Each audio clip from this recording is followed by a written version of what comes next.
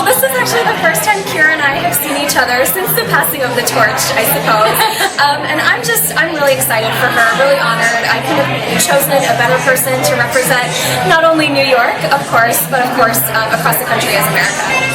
And what I said was that everyone wants to win Miss America, not everyone wants the job of Miss America. And those are two very separate things because it is a full year of service. You are constantly moving from one city right to the next. And it really is about being an advocate, being a spokesperson for not only yourself, not only your platform, but of course for young women across the country. Wow, that job mode starts at 11:01, right after that crown gets put on your head. So the job comes very quickly. And I've been, over the past 2 months, I've been traveling every 48 hours in a different city, and Nina can obviously relate to that. So it's been quite the whirlwind, and I actually get 4 days here in DC, so that's a nice long stay for me. But there's a lot more that goes into the job itself than anyone actually realizes. It's preparing for speeches, it's keeping in touch with people via thank you notes, just small things like that, or little things that come with the job that not everyone thinks about, and that Miss America is required to do to be able to have a successful year. It absolutely is exhausting, and it's very often I will have an early flight and have to get straight off the airplane and go to an event immediately, and from that event go to another event, and then sleep for 4 hours, and then wake up early the next morning and you're back to it. And no one stops to think that that one event that I did for someone is the one time that they've seen me, but I've already been on a full tour, and that it kind of adds up. But you know what? It's part of the job. It's what we signed up for, and I love doing it. So I do love the job aspect of it, and although it can be exhausting, it's only for a year, so I'm going to take every opportunity that I can and make the most of it. Well, I'd have to say it was the Oval Office. And not that I necessarily did anything there, but you didn't sign a bill? Right, exactly.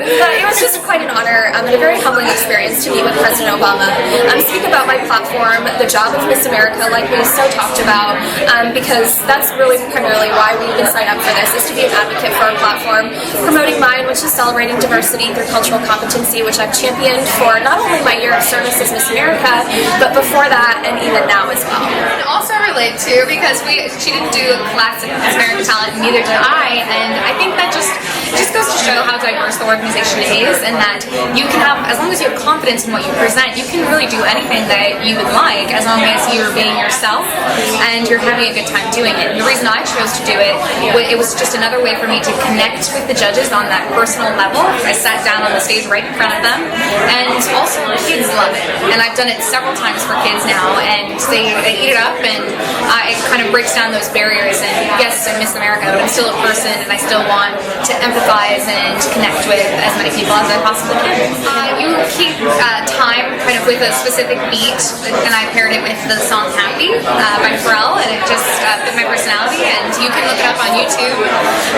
It's on there a lot, apparently. And yeah, so it was really fun, and I'm really happy about it. Clearly worked out for me. Yeah.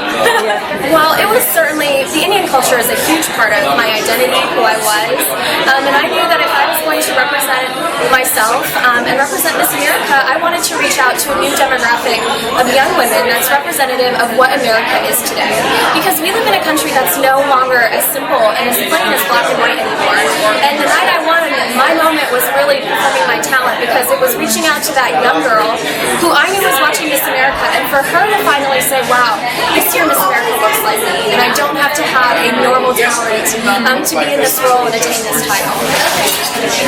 Well, I've had an experience with an abusive relationship before, and it was kind of taking a negative and turning it into a really, really great positive for me. And I'm able to speak to domestic violence victims and advocate for women's issues. And domestic violence is a very small part of a much larger societal problem, and that's just violence against women, and seeing women as lesser beings than men overall. And changing the conversations, making sure that people aren't scared of talking about the issues, and that they're willing to step forward, both men and women, working together, because this isn't just a women's issue, this is a humanitarian issue, and this is something that we can all come together to fight and to solve. Just she understands. There's very few people in this world that understand what it is I'm going through, so yeah, the song's got my back.